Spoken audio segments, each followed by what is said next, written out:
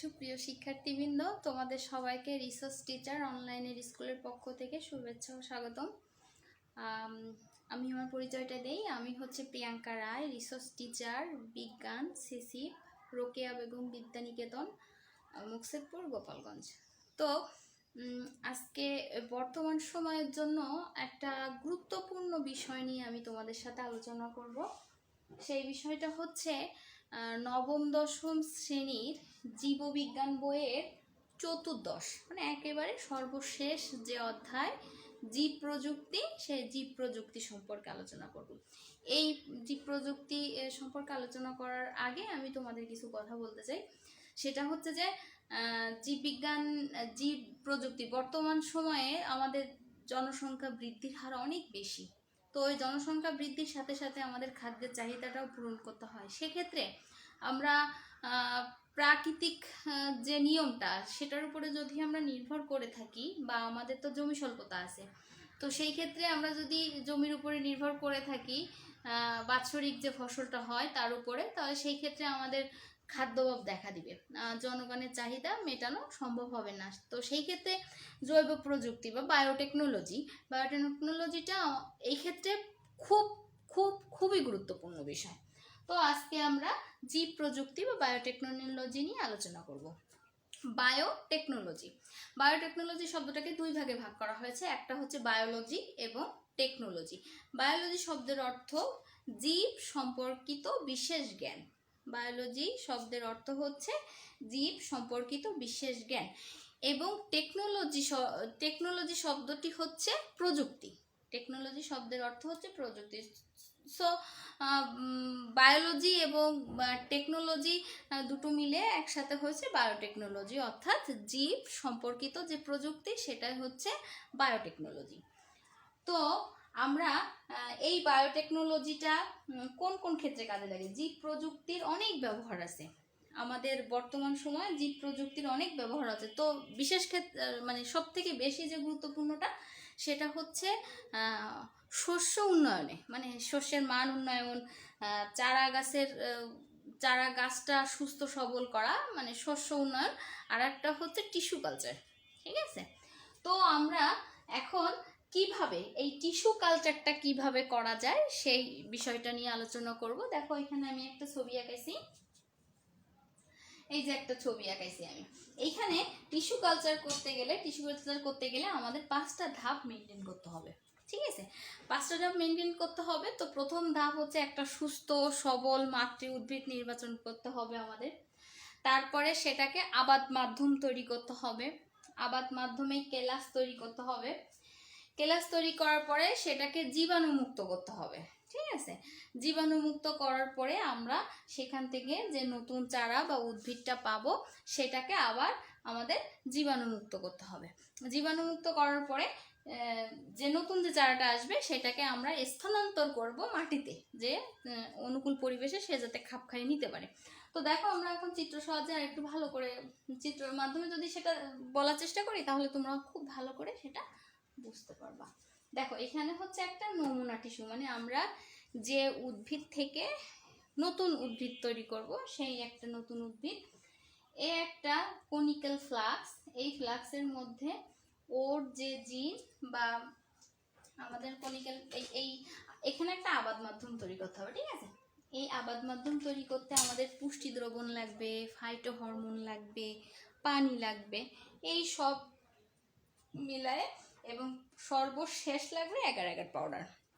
একসাথে মিক্সড করে এগার এগার পাউডারটা মূলত ইস্টের মিশ্রণে তৈরি করা হয়। তো তখন আমরা কি করব? একটা আবাদ মাধ্যম তৈরি করব।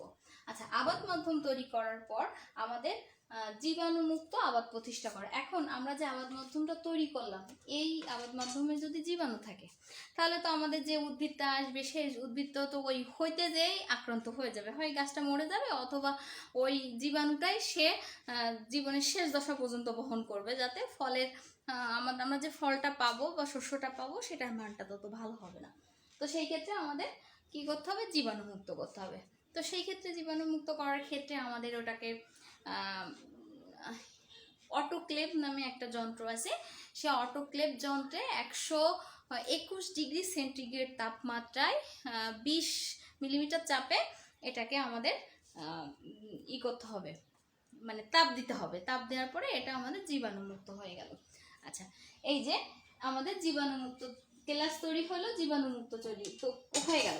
এবার জীবাণুমুক্ত হওয়ার পরে মূল যে উৎপাদক, ধরো এখান থেকে এই যে হওয়ার পরে এই যে নতুন যে চারা হয়েছে, এখন এই যে চারাগুলা এইগুলাতে তোমার মূল হয় না, ঠিক আছে, মূল হয় না।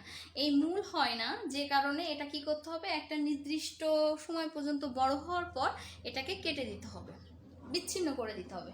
বিচ্ছিন্ন করে দিয়ে আমাদের এখান থেকে বিচ্ছিন্ন করে নিলে তখন হচ্ছে তোমার এখানে মূল হবে। এই বিচ্ছিন্ন করে নেওয়ার পরে আমাদের প্রাকৃতিক পরিবেশের সাথে খাপ খাওয়ানোর জন্য এই চারাগুলোকে মাটিতে স্থাপন করতে হবে। তো আমরা যদি চিত্রের মাধ্যমে বলি, দেখো প্রথম হচ্ছে নমুনা টিস্যু আবাদে স্থাপন, কেলাস তৈরি, অনুচারা, দেখো এই কেলাসের থেকে ছোট ছোট অনুচারা হয়েছে, এখান থেকে যখন বিচ্ছিন্ন করে দেওয়া হয় তখন মূল উৎপাদনকারী আবাদ, এখানে তো মূল হয়ে গেছে, এখানে মূল ছিল না, এখানে মূল হয়েছে। এবং এখান থেকে চারাগুলোকে উঠিয়ে আমরা প্রাকৃতিক পরিবেশে বা মাটিতে স্থাপন করব, যাতে এরা আস্তে আস্তে ওই পরিবেশের সাথে খাপ খাওয়ায় নিতে পারে এবং পরবর্তীতে একটা পূর্ণাঙ্গ উদ্ভিদ হয় এবং আমাদের যাতে শস্য বা ফল যে উদ্ভিদই আমরা লাগাই না কেন সেটা দিতে পারে। এটা হচ্ছে টিস্যু কালচার, ঠিক আছে। এইভাবে এই টিস্যু কালচারের মাধ্যমে প্রতি বছর কোটি কোটি চারা উৎপাদন করা সম্ভব, অল্প সময়, অল্প জায়গায় এবং খুব অল্প খরচে, ঠিক আছে। এটাই হচ্ছে বায়োটেকনোলজির সব থেকে একটা বড়, আমাদের জন্য সব থেকে বড় একটা বেনিফিট। বায়োটেকনোলজির বা টিস্যু কালচারের আরও কিছু ব্যবহার আছে, গুরুত্বপূর্ণ ব্যবহার। যেমন ধরো টিস্যু কালচারের এই টিস্যু কালচারটা ব্যবহার করার ফলে আমাদের দেশে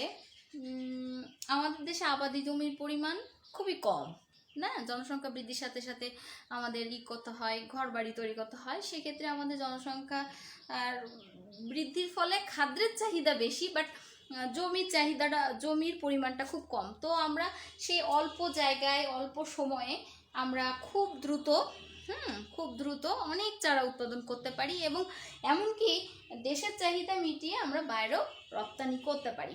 টিস্যু কালচারের আর একটা সুবিধা হলো যে কোনো উদ্ভিদ বা কোনো গাছে যদি কোনো গাছ বা কোনো ভাইরাস যুক্ত বা বিভিন্ন ধরনের অণুজীব যুক্ত হয়, তো সেই ক্ষেত্রে তাকে জীবাণুমুক্ত করে নতুন সুন্দর একটা সবল সুস্থ উদ্ভিদ আমরা টিস্যু কালচারের মাধ্যমে পেতে পারি, ঠিক আছে। আচ্ছা, এইবার আমরা জানবো জেনেটিক ইঞ্জিনিয়ারিংটা কি। জেনেটিক ইঞ্জিনিয়ারিংটা কি? একটা জীব থেকে, মনে করো একটা জীব, এখন তার আগে আমি একটা কথা বলি, তোমরা নিশ্চয়ই দেখেছো যে আমরা বড়ই গাছ, আম গাছ কলপ করি, তাই না? কলপ করি, একটা বড়ই গাছের ফলটা অনেক সুন্দর, ঠিক আছে, সেইটাকে আমরা কুল গাছে এনে অ্যাটাচ করি যাতে ওই ফল এই ফল দুটো ফল আমরা একসাথে পাই। বা আমের কলপ করি যাতে ওই ফলের ওই কালারটা অনেক সুন্দর, বা এই আমের এই ঘ্রাণটা অনেক সুন্দর, বা এটা খেতে এত ভালো, এই সব মিলায়ে আমরা কালচার করি, কলপ করি। তো এইটা হচ্ছে টিস্যু কালচারের, এটাই হচ্ছে লক্ষ্য, যে জেনেটিক ইঞ্জিনিয়ারিংয়ের মাধ্যমে যে একটা জীবের নির্দিষ্ট একটা অংশ বা নির্দিষ্ট একটা ডিএনএকে অন্য একটা জীবে প্রতিস্থাপন করে সেই বৈশিষ্ট্য প্রকাশ করার যে প্রক্রিয়াটা, সেটাই হচ্ছে জেনেটিক ইঞ্জিনিয়ারিং, ঠিক আছে। তো সহজ কথায় বলা যায়, কাঙ্ক্ষিত একটা বস্তুর বৈশিষ্ট্যকে তুলে ধরার জন্য ডিএনএর বা জিনের যে পরিবর্তন ঘটানোর যে কৌশল বা যে সিস্টেম, সেটাই হচ্ছে আমাদের জেনেটিক রিকম্বিনেশন বা জেনেটিক প্রকৌশল জেনেটিক ইঞ্জিনিয়ারিং। আচ্ছা, এইবার আমরা জানবো এই জেনেটিক ইঞ্জিনিয়ারিংটা, আমরা তো বললাম যে একটা প্রাণী বা একটা জীবের থেকে আমরা নির্দিষ্ট একটা কাঙ্ক্ষিত বৈশিষ্ট্যের জন্য ডিএনএ সংরক্ষণ করব। তো এই প্রক্রিয়াটা কিভাবে হবে, দেখো আমি এখানে একটা ছবি আঁকিছি, এটা আমি দেখাবো। এই জন্য আমাদের ইকোলাই ব্যাকটেরিয়া, এটা একটা ব্যাকটেরিয়া, ইকোলাই ব্যাকটেরিয়া, এটা আমাদের নিতে হবে। ইকোলাই ব্যাকটেরিয়া থেকে আমাদের প্লাজমিডটা সংগ্রহ করতে হবে, ঠিক আছে? ইকোলাই ব্যাকটেরিয়া থেকে আমাদের প্লাজমিডটা নিতে হবে। আর ধরো এখানে একটা প্রাণী কোষ, আমরা এই প্রাণীতে এই ইকোলাইয়ের এই বৈশিষ্ট্যটা আমরা এই প্রাণী কোষে বা প্রাণী দেহে স্থাপন করব। তো আমরা ইকোলাই থেকে একটা কোষ নিলাম, তার থেকে আমরা প্লাজমিড নিলাম। আর এই যে হচ্ছে প্রাণী কোষ, এই প্রাণী কোষের থেকে এই যে আমাদের কাঙ্ক্ষিত জিন, বৈশিষ্ট্যে বলা আছে যে কাঙ্ক্ষিত একটা বৈশিষ্ট্যের জন্য অন্য প্রাণী থেকে যে জিন নেওয়া হয়, তো এই হচ্ছে আমাদের সেই কাঙ্ক্ষিত জিন। এখন এই প্লাজমিডটা দেখো, এই প্লাজমিড এবং এই কাঙ্ক্ষিত জিন একত্রিত হয়ে ডিএনএ লাইগেজের সহায়তায় উভয় ডিএনএ সংযোজন হয়। তার মানে হচ্ছে তোমার এই প্লাজমিডটা এবং কাঙ্ক্ষিত জিন একসাথে সংযোজিত হয় এবং সেটা লাইগেজ এনজাইমের সাথে, এখানে লাইগেজ এনজাইমটা তোমার সুপার গ্লু আঠার মতো কাজ করে, ঠিক আছে?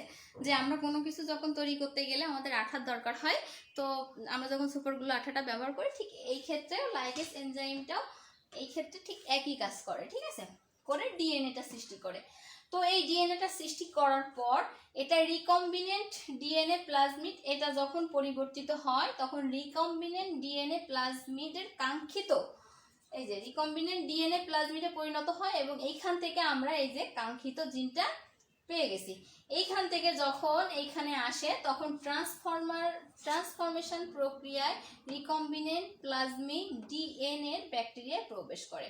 তখন কি হলো, এই যে আমরা ব্যাকটেরিয়াটা, ঠিক আছে, এই যে জিনিসটা, হ্যাঁ, প্লাজমিড, এটাই হচ্ছে তোমার ট্রান্সফরমেশন প্রক্রিয়ায় রিকম্বিনেন্ট প্লাজমিড ডিএনএ ব্যাকটেরিয়ায় প্রকাশ করে।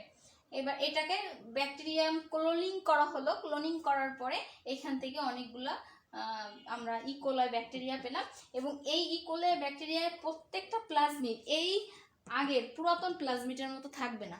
এই প্লাজমিডটা হবে প্রাণী কোষের কাঙ্ক্ষিত জিন ডিএনএ সম্বলিত, ঠিক আছে?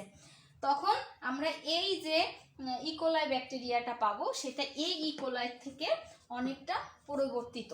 এটাই হচ্ছে এই যে প্রক্রিয়াটা, এটাই হচ্ছে আমাদের ডিএনএ প্রযুক্তি বা রিকম্বিনেন্ট বা হচ্ছে জেনেটিক ইঞ্জিনিয়ারিং। এখন আমরা এই যে আমরা এই কাজগুলো যে করব, তার কারণটা কি? প্রত্যেকটা কাজের তো আসলে গুরুত্ব লাগে, গুরুত্ব না হলে তো সেই কাজটা কেউ করবে না। তো এর কাজটা হলো বিভিন্ন ক্ষেত্রে এই রিকম্বিনেন্ট ডিএনএটা বা জেনেটিক ইঞ্জিনিয়ারিংটা আমাদের বর্তমান সময়ে, আমি তো বলেই দিছিলাম, খুব গুরুত্বপূর্ণ একটা বিষয়। তো সব থেকে বেশি আমাদের লাগে হচ্ছে তোমার শস্য উন্নয়নে, ঠিক আছে? শস্য উন্নয়নের ক্ষেত্রে আমাদের এটা খুবই গুরুত্বপূর্ণ একটা বিষয়। যেমন ধরো tobacco mosaic virus, TMV, tobacco mosaic virus, এটা হচ্ছে ভাইরাস যুক্ত একটা উদ্ভিদ হয় তামাকের। কিন্তু আমরা যদি এইভাবে করি, জেনেটিক ইঞ্জিনিয়ারিং এর মাধ্যমে করি, তাহলে এটা ভাইরাস মুক্ত হয়। আর একটা উদ্ভিদ আছে হচ্ছে টোবাকো মোজাইক,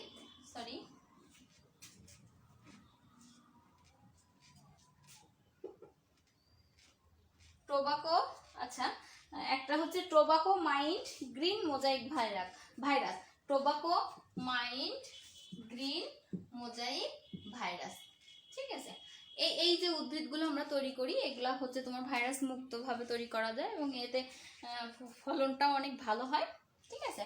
তারপরে আমরা কি করি, এই জেনেটিক ইঞ্জিনিয়ারিংটা ব্যবহার করে আমাদের আখ, টমেটো, আলু, ধান, এইসব ক্ষেত্রে এই যে প্রতিনিয়ত এই যে আমাদের ইয়েটা হচ্ছে, পরিবর্তন হচ্ছে এবং আপডেট হচ্ছে, ঠিক আছে, ফসলের, এগুলো সব হচ্ছে জেনেটিক ইঞ্জিনিয়ারিং কারণে। তাছাড়া তোমরা হয়তো এটা শুনছো যে আমাদের বাংলাদেশের একজন বিজ্ঞানী ছিল মাকসুদুল আলম, সে পাটের জিনোম নিয়ে গবেষণা করে এবং সেও হচ্ছে এরকম জেনেটিক ইঞ্জিনিয়ারিং এর মাধ্যমে সে পাটের নতুন জিনোম আবিষ্কার করতে সফল হয়। এই হচ্ছে আমাদের আরো অনেক বিবিধ ক্ষেত্রে, ফসলের ক্ষেত্রে আমাদের হচ্ছে জেনেটিক ইঞ্জিনিয়ারিংটা কাজ করে, ঠিক আছে?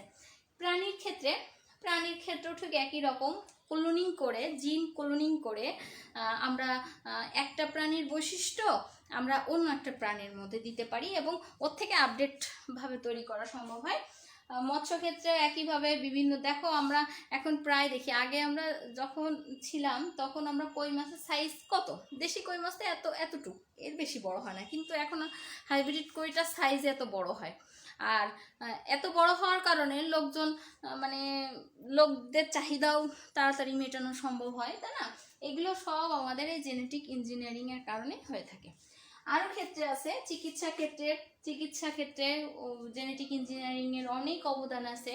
পরিবেশ সুরক্ষার ক্ষেত্রে জেনেটিক ইঞ্জিনিয়ারিং এর অনেক অবদান আছে। এই হচ্ছে সর্বোপরি একটাই কথা, যে আমাদের বর্তমান যুগে খাপ খেয়ে চলতে গেলে জেনেটিক ইঞ্জিনিয়ারিং বা জীব প্রযুক্তি ছাড়া আমাদের এগোনো কোনোভাবেই সম্ভব না, ঠিক আছে? কারণ জীব প্রযুক্তির মাধ্যমে 1 বছরে 44 কোটি চারা উৎপাদন করা সম্ভব, যেটা স্বাভাবিক তাপমাত্রায়, স্বাভাবিক ওয়েদারে এবং নির্দিষ্ট জমিতে করা কখনোই সম্ভব নয়। তো আমাদের সব ক্ষেত্রেই জেনেটিক ইঞ্জিনিয়ারিং বা জীব প্রযুক্তির গুরুত্ব অপরিসীম। এটাই হচ্ছে তোমাদের নবম দশম শ্রেণীর লাস্টের অধ্যায় এবং গুরুত্বপূর্ণ একটা অধ্যায়। এই অধ্যায় থেকে প্রায় প্রশ্ন আসে, কুইজ থাকে। তো আমি আশা করব তোমরা সবাই এই অধ্যায়টা খুব ভালো করে মনোযোগ সহকারে পড়ার চেষ্টা করবা, এবং যেহেতু এসএসসি পরীক্ষা সামনে, তোমরা খুব ভালো করে এটা অধ্যয়ন করার চেষ্টা করো। সবাই সুস্থ থাকো, ভালো থাকো, এই বলে আমি আমার ক্লাসটা আজকের মতো শেষ করতেছি। ধন্যবাদ।